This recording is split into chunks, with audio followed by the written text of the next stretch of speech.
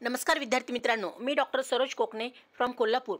विद्यार्थी मित्रांनो, मी आज तुमच्यापुढे एक नवीन विषय घेऊन आलेली आहे की बरेच मला काल मेसेजेस आले की मॅडम तुम्ही जसं MBBS पूर्ण डिटेल्समध्ये सांगताय तसं BMS बद्दल पण थोडीशी अधिक माहिती द्या। त्याच्यामुळेच मी हा व्हिडिओ त्या विद्यार्थ्यांसाठी घेऊन आले जे आपले आता महाराष्ट्रामधले तमाम विद्यार्थी आयुर्वेदिक करण्यासाठी इच्छुक आहेत। त्यांच्यासाठी खूप हा यूजफुल व्हिडिओ राहणार आहे। तर ज्या काही विद्यार्थ्यांनी माझा व्हिडिओला तुम्ही लाईक आणि सबस्क्राईब केलं नाही त्यांनी नक्कीच करा की जेणेकरून भविष्यामध्ये तुम्हाला असे नवीन नवीन व्हिडिओ पाहता येतील। तर तुम्ही ते पाहू शकता, अगदी ऑफिशियल नोटीस आलेली आहे। तुम्ही अगदी 2023 मध्ये काय आहे ते मी पूर्ण अगदी वाचून दाखवते। तर इथे पाहू शकता, office of the dean government Ayurvedic college Nanded बद्दल मी आज पूर्ण अगदी वेबसाईटवरून काढलेलं आहे डिटेलमध्ये आणि तुम्हाला आज मी माहिती सांगणार आहे। अगदी कॉलेजचं कसं आहे, कसं DD काढावं लागतं, कुठल्या नावाने काढावं लागतं, किती फी स्ट्रक्चर असते, हॉस्टेल चार्जेस किती आहेत, अगदी त्यांना पूर्ण अगदी category wise OBC open SC ST जे काही आपले विद्यार्थी आहेत प्रत्येक कॅटेगरी वाईज त्यांच्या प्रत्येक कॅटेगरी वाईजच्या विद्यार्थ्यांसाठी हा व्हिडिओ खूप यूजफुल राहणार आहे की प्रत्येक कॅटेगरीज आपापल्या कॅटेगरी वाईज किती त्यांना फी स्ट्रक्चर राहणार आहे आयुर्वेदिकसाठी म्हणजेच BMS साठी। तर इथे इम्पॉर्टंट नोटीस तुम्ही पाहू शकता, इथे दिलेली आहे इम्पॉर्टंट नोटीस फॉर स्टुडंट्ससाठी दिलेली आहे की BMS ॲडमिशन प्रोसेस 2023।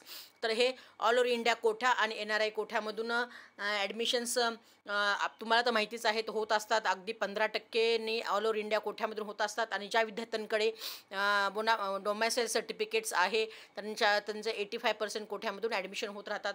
अगदी हे पूर्ण अगदी डिटेल्स तुम्ही वाचू शकता आणि पाहू शकता स्क्रीनशॉटच्या माध्यमातून की जेणेकरून तुम्हाला भविष्यामध्ये काही अडचण येणार नाही। अगदी प्रत्येक ओळणावर तुम्ही वाचा म्हणजे तुम्हाला लक्षात येईल की आपल्याला कुठला हार्ड कॉपी आणि सॉफ्ट कॉपी घेऊन ॲडमिशनच्या वेळेस जावं लागणार आहे। त्यावेळेस त्या क्षणामध्ये ऑल ओव्हर इंडिया कोठ्यामध्ये काय काय नियम्स आहेत किंवा आपले जे 85% कोठ्यामधून ज्या विद्यार्थ्यांकडे डोमॅसाईल सर्टिफिकेट्स आहेत त्यांच्यासाठी काय वेगळे नियम आहेत।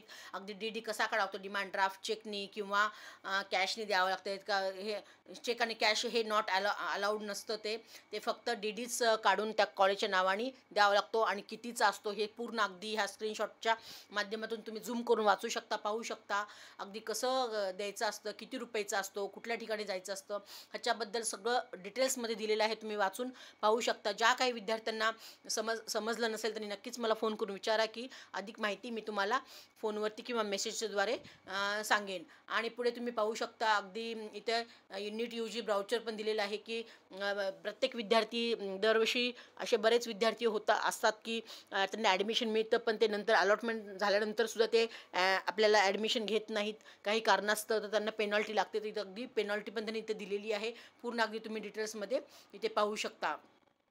तर हे पूर्ण नोटीस आहे अगदी हे गव्हर्नमेंट इथं पाहू शकता हे डीननी नोटीस काढलेली आहे गव्हर्नमेंट ऑफ आयुर्वेदिक कॉलेज। अगदी इथे पेनॉल्टी आयुषनी हे दिलेले आहे, इथं 3 लाख रुपीज असं पेनल्टी दिलेले आहे।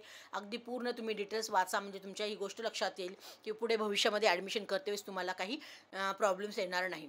ओके, आणि पुढे इथं दिलेलं आहे की गव्हर्नमेंट आयुर्वेदिक कॉलेज नांदेडबद्दल सांगितलं आहे की BMS ॲडमिशन प्रोसेस 2023 त्याचं पूर्ण अगदी fees details all over India कोठा NRI कोठाच्याबद्दल अगदी पूर्ण दिलेलं आहे। त्याच्याबद्दल मी आज तुम्हाला पूर्णपणे सांगते की इथे आपल्या इथं कोणती फीस आणि किती आहे आणि ते रिफंडेबल आहे की नॉन रिफंडेबल आहे त्याच्याबद्दल पण अगदी डिटेल्स माहिती दिलेली आहे। तर इथे तुम्ही पाहू शकता अगदी फीसमध्ये मी सांगत आहे की ते डिटेल्स दिलेले आहे। ते ट्युशन फीस पर इयर तर किती आहे, 47,500 आहे पर इयर आणि हे नॉन रिफंडेबल आहे। ही गोष्ट लक्षात घ्या म्हणजे तुम्हाला ही फीस रिटर्न भेटणार नाही। ही झाली ट्युशन फीस आणि डेव्हलपमेंट फीस पण पर इयरला 3,000 रुपये आहे, ही पण नॉन रिफंडेबल आहे। ही पण गोष्ट तुम्ही लक्षात घ्या। Admission fees once times at a time ॲडमिशनच्या वेळेस 1,500 रुपये द्यायचे, ही पण नॉन रिफंडेबल आहे, ही पण लक्षात घ्या।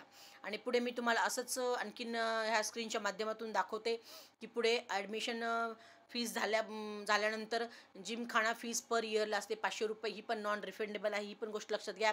लायब्ररी फीस आणि डिपॉझिट वन्स आहे हे 2,000 आहे, ही मात्र रिफंडेबल आहे, ही गोष्ट घ्या। ही रिटर्न तुम्हाला जेव्हा तुमचं फायनली होतं तेव्हा हे 2,000 तुम्हाला रिटर्न भेटतात। आणि युनिव्हर्सिटी डेव्हलपमेंट फंड असतो त्याचा 100 रुपीज चार्जेस आहे, हे पण नॉन रिफंडेबल आहे। आणि स्पोर्ट्स जे काही खेळांमध्ये विद्यार्थी इंटरेस्टेड असतात किंवा छान खेळतात तर तिथेही त्यांना फी फीस थोडीशी नॉमिनल आकारली जाते, ती 500 फीस आहे, ती पण नॉन रिफंडेबल आहे, ही पण गोष्ट तुम्ही लक्षात घ्या. आणि पुढे आणखीन एक इथे दिलेलं आहे की internal assignment fees 500 non refundable आहे, ही पण गोष्ट लक्षात घ्या. म्हणजे जवळजवळ टोटल हे 56,600 रुपये इथे फी स्ट्रक्चर आहे BMSसाठी. ओके, अगदी हे पूर्ण आयुर्वेदिकसाठीही दिलेलं आहे. आणि हे पूर्ण नोटीस बघू शकता तुम्ही, हे डीनची आहे, ही गव्हर्मेंट आयुर्वेदिक कॉलेज नांदेडबद्दल अगदी हे पूर्ण डिटेल्समध्ये मी तुम्हाला दाखवलेलं आहे. आणि पुढे तुम्ही आणखीन पाहू शकता की इथे काय दिलेलं आहे की office of the dean government Ayurvedic college नांदेडची ही नोटीस आहे, BMS प्रथम वर्ष. हे पूर्ण अगदी मराठीतून सूचना आहेत. ज्या काही विद्यार्थ्यांनी इंग्लिशमधून मागे मी सांगितलं होतं की इंग्लिशमधून पूर्ण नोटीस आलेली आहे, पण थोडक्यात मी मराठीतून वाचून दाखवली. ज्या विद्यार्थ्यांना आपल्याला समज नसेल त्यांच्यासाठी ही खूप महत्त्वाची गोष्ट आहे. अगदी हे BMS प्रथम वर्ष फर्स्ट इयर विद्यार्थ्यांना कुठल्या सूचना दिल्या ते पूर्ण अगदी मराठीतून आहे. तर तुम्ही अगदी हे 1, 2, 3 असे पूर्ण पॉईंट्स तुम्ही वाचून तुमचं अगदी कन्सेप्ट क्लिअर करू शकता, ही गोष्ट लक्षात घ्या. ओके. आणि पुढे इथं आणखीन असं दिलेलं आहे की प्रत्येक तुम्हाला DD कसा काढायचा आहे, कितीचा काढायचा आहे, हे अगदी पूर्ण इथं मराठीतून दिलेलं आहे, तुम्ही वाचून समजून घेऊ शकता. ज्या काही विद्यार्थ्यांना समजलं नसेल त्यांनी नक्कीच मला मेसेज करून विचारा किंवा कॉल करून विचारून अगदी मी डिटेल्समध्ये तुम्हाला सांगण्याचा प्रयत्न करेल. अगदी कॅटेगरी वाईज EWSला किती आहे, नॉर्मल SC ST लोकांना किती फीस आहे, ओपनला किती आहे, कुठल्या बँकेमध्ये, नॅशनलाइज बँकेमध्ये कुठे DD काढायचा, कसा काढायचा, कुठल्या कॉलेजच्या नावाने काढायचा, अगदी ते पूर्ण डिटेल्स इथे दिलेले आहेत. ते पूर्ण अगदी सूचना दिलेल्या आहेत, तिथे तुम्ही पाहू शकता. ही सूचना फलक शासकीय आयुर्वेदिक महाविद्यालय नांदेड अगदी. ओके. तर हे पूर्ण अगदी मी वेबसाईटवरून हे काढलेलं आहे, तर तुम्ही पाहू शकता.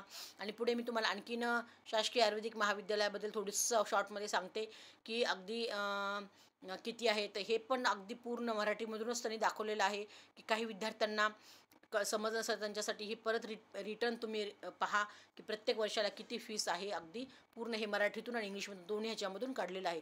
म्हणजे प्रत्येक विद्यार्थ्यांना मी सांगू इच्छिते की जे आपले नॉन महाराष्ट्रीयन आहे त्यांना 50% म्हणजेच ऑल ओव्हर इंडिया AIQ कोठ्यामधून ॲडमिशन होतं. आणि जे महाराष्ट्रीयन आपले ज्या विद्यार्थ्यांकडे डोमॅसेल सर्टिफिकेट्स अवेलेबल आहेत त्यांना 85% कोठामधून ॲडमिशन्स मिळतं. हे गोष्ट लक्ष घ्या. त्यांच्यासाठी प्रत्येक कॅटेगरी वाईज फी स्ट्रक्चर वेगळी आहे.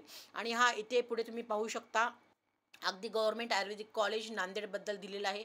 2023 ॲडमिशन फॉर्म BMSचा फर्स्ट इयरला 2023मध्ये कसा होता, एक जस्ट तुम्हाला आयडिया असावी म्हणून एकदम मी तुम्हाला हा फॉर्म दाखवलेला आहे.